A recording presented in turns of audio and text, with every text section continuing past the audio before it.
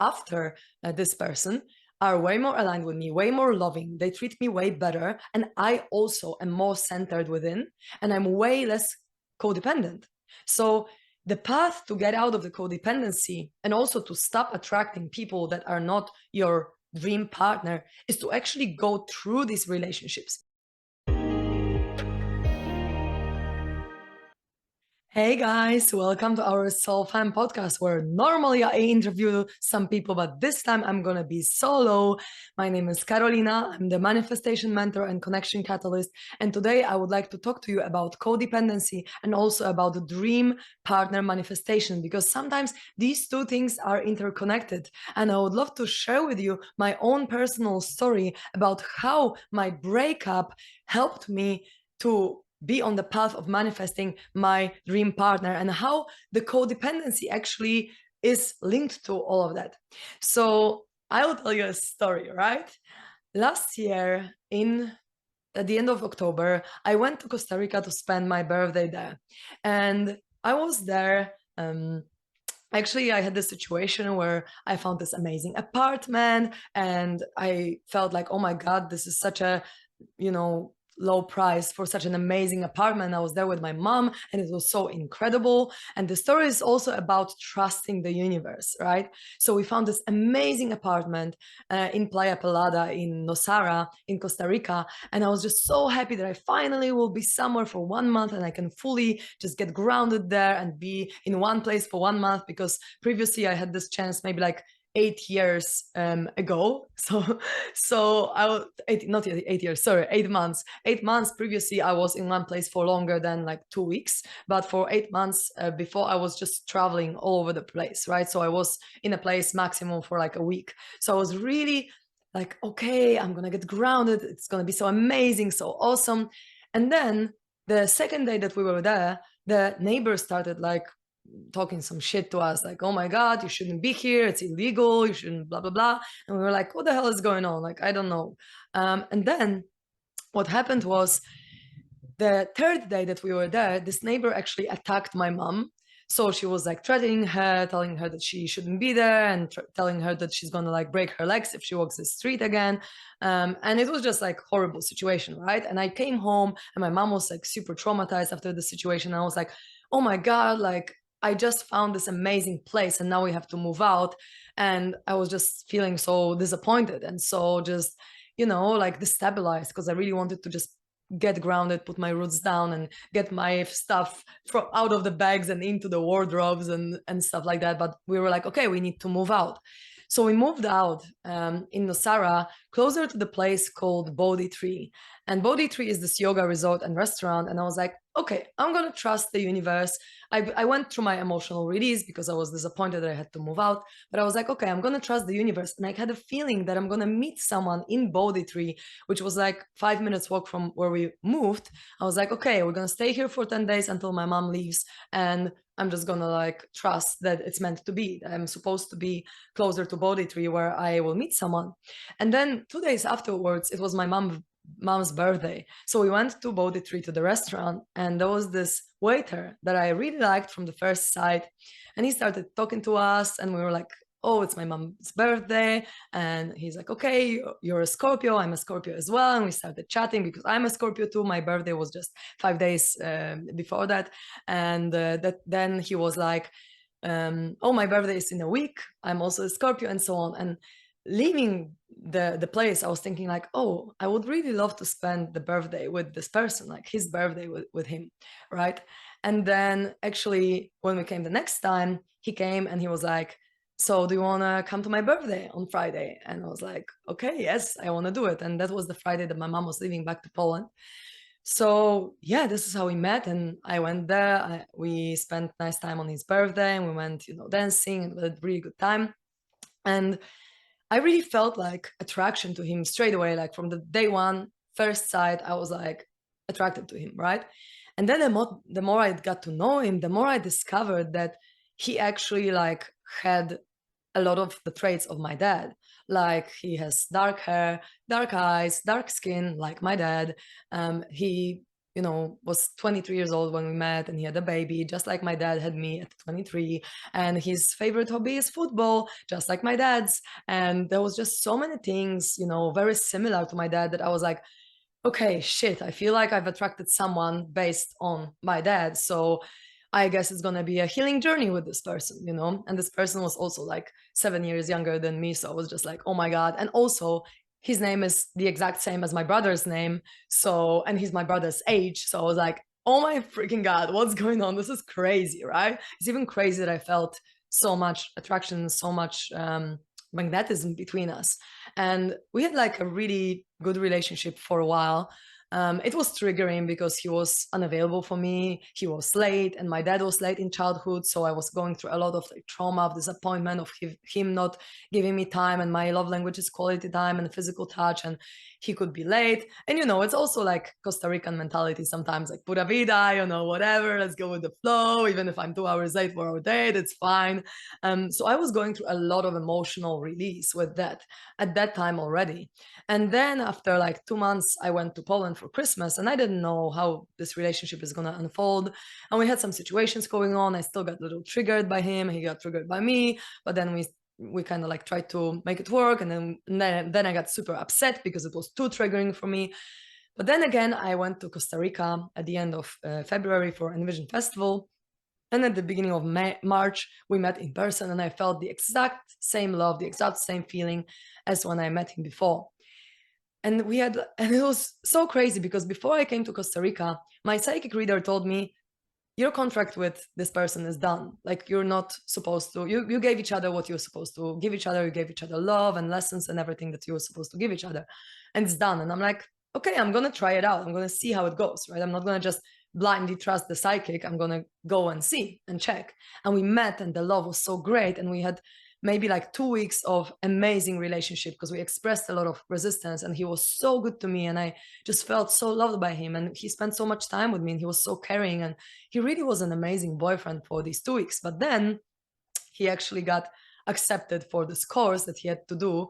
So he literally broke up with me because he said like he's not gonna have time for me because he has just too much on his plate, and a kid, and course and job, and so on. And I got super super triggered, right? Because it triggered my abandonment wound, like my dad is abandoning me. And so yeah, we split up, and it was very triggering for me. And then we had a few interactions, and then I really wanted to say goodbye to him when I was leaving Costa Rica. And he said that he might come to my goodbye gathering. And it was just before that, the universe, although we didn't speak, and he was triggering me with not speaking to me because I still held a lot of love towards him, the universe kept putting me on his path. Like, the universe, for example, told me to go repair my motorbike right now. And I was like, I don't feel like repairing my motor, but my soul was telling me, go now. And then I went to repair the motor, and I was thinking, am I meant to meet him here? Because like it's closer to his place than normally. And I literally gave my motorcycle to the repair, and after 1 or 2 minutes, he's just walking or passing by on the motor on the street, and like stopped and talked to me and triggered me because he was already like completely unavailable for me, just like my dad was unavailable to me, right?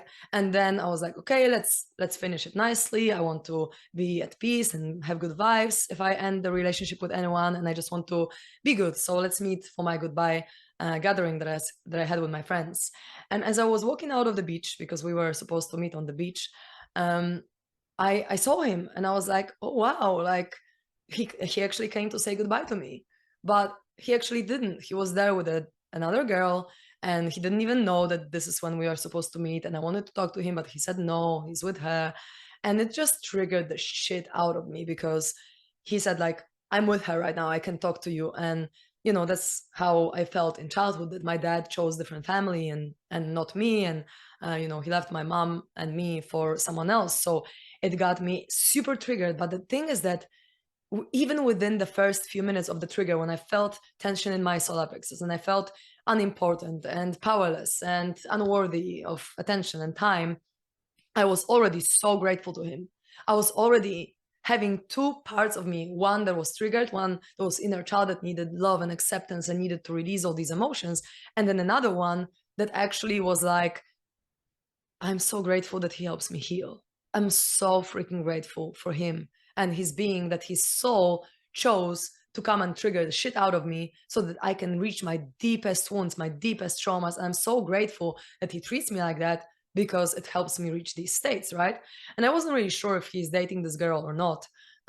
But afterwards, like, I released a lot of emotions, a lot of friends held space for me, and I released anger and resentment towards my dad and everything, and I felt quite at peace. So I wrote him this message like, I have nothing but love to you, and I hope we can, open our hearts when next time that I come to Costa Rica.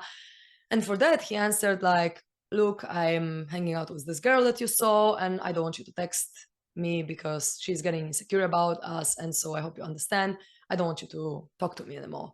And that got me triggered again. Although I already thought that I've gone through so much healing and so many layers of emotions, and I thought that I'm over him. I thought that I'm over him like already like 2 months ago, right? Or like 1 month ago, or whatever. I already thought that I'm over him, but still, the universe kept putting me on his path, like randomly, to trigger the shit out of me so that I can heal. And so his energy, because it was so similar to my dad, it was also like unavailable in some ways as my dad was. And he also chose someone else rather than me, as my dad chose. It was actually perfect for me to heal. So why am I even speaking about it? Because sometimes we feel like, okay, we need to be healed to attract the dream partner. And it's true, and it's also not true, because we're going to attract the people to our life that are going to trigger us and are going to trigger our wounds. We're going to attract people, we're going to manifest people that are going to be attracted based on our trauma as well. But then these people can be a chance for us. Interactions and relationships with these people can be a chance for us to actually reach these levels of our subconscious mind that we wouldn't reach if it wasn't for them. So this person was my practice partner. And actually, like, I was quite codependent even before him, and even during that time I still felt like a lot of my energy went towards him when we were dating. Like, I was very considerate of him, I was not focusing fully on myself, but I was taking him into account a lot and not being focused on my business. But I was like so in love, and I was just very much flying on the wings of love. And it's normal because it's hormones, and things happen when these things happen. But also, like, I felt that I'm a little bit too much codependent. I'm a little bit too much projecting my energy outwards towards him. But after I healed all this trauma with him, and also with another man that was showing up on the way, once I was in Costa Rica, I feel so empowered now. I feel so centered. I feel so focused on me. And even the men that are even treating me better now, that are showing up in my life after this person, are way more aligned with me, way more loving. They treat me way better. And I also am more centered within, and I'm way less codependent.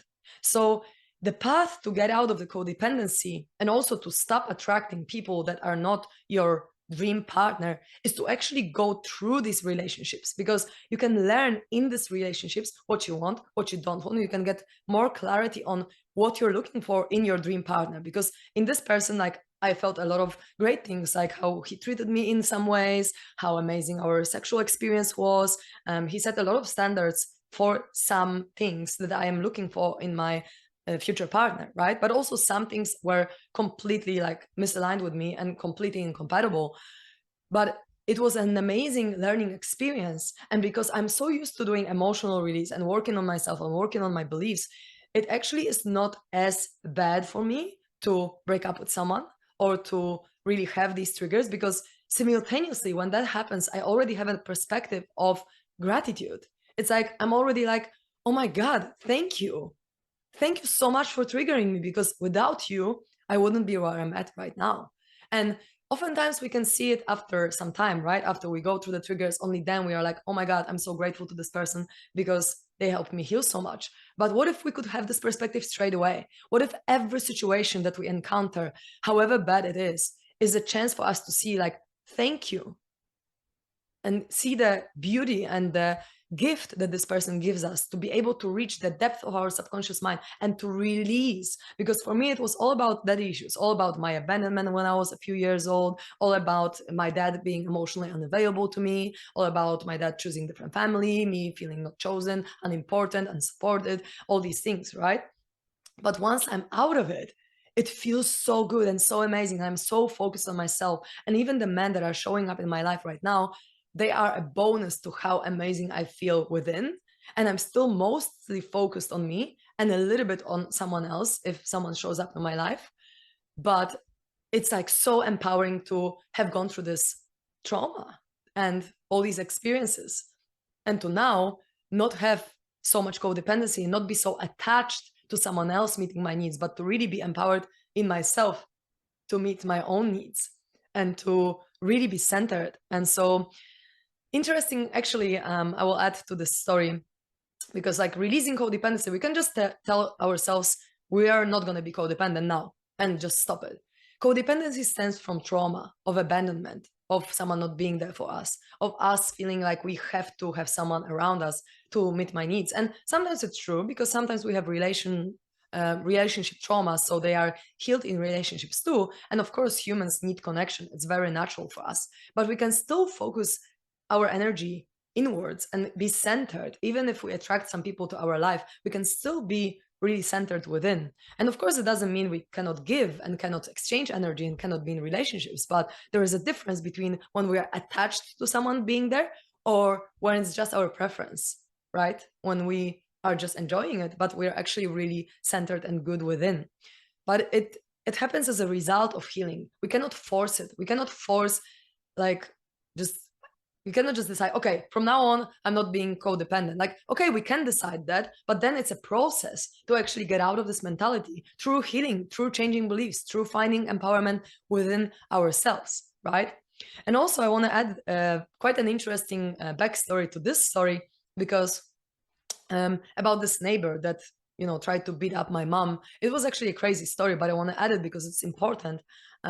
So I had this podcast actually with a person channeling Saint Germain, Tara Arnold, and she actually like channeled a message for me about the situation with the neighbor. And what Saint Germain told me is like, don't see this neighbor as evil, don't see her, don't judge her, but see what energy within you attracts this situation into your life. So check out your inner bully, check out your inner victim, check out your fear, and then this person is not even going to show up in your life. So I actually came back to this place with the neighbor, right, next door. I came back to this place after my mom left Costa Rica, and I went through so much trauma. I imagined this person coming with an axe and like wanting to kill me in the night, and I went through my own inner bully, my own inner victim, and I lived there for 3 weeks, door to door with this neighbor. I didn't even see her once. She was completely out of my reality because I like expressed and transformed the energy that was attracting this person to my life on the first place. So of course my mom was a little bit like, oh my God, why are you coming back there? This lady is crazy, like what she's gonna do. But because I shifted my energy within, thanks to Saint Germain and his message that he gave me, like I was actually empowered within to shift the energy enough to not be a mirror, to not attract this situation or this person into my life anymore, which is quite great, right? And it's the same with attracting a partner. When we work through our abandonment issues, when we work through our codependency or our narcissism on the other side, right? Because usually codependent people attract a little narcissistic people or a lot narcissistic. But the less codependent you are, the less narcissistic person you're going to attract as well. It kind of goes both ways. So like the more we shift our energy within, the more aligned the person is going to be that is coming into our reality. And I'm on the path. I truly believe and trust that I'm on the path of manifesting an amazing, fully aligned partner with me, because I know that my energy gets better and better and more aligned to my dream partner the more I go, and the more traumas I heal, the more beliefs I reprogram, and the more empowered and centered within I feel. The more I work with my inner child and getting these soul aspects, soul parts back to myself, like a soul retrieval process, the better my energy becomes and the more manifestation flow comes to me.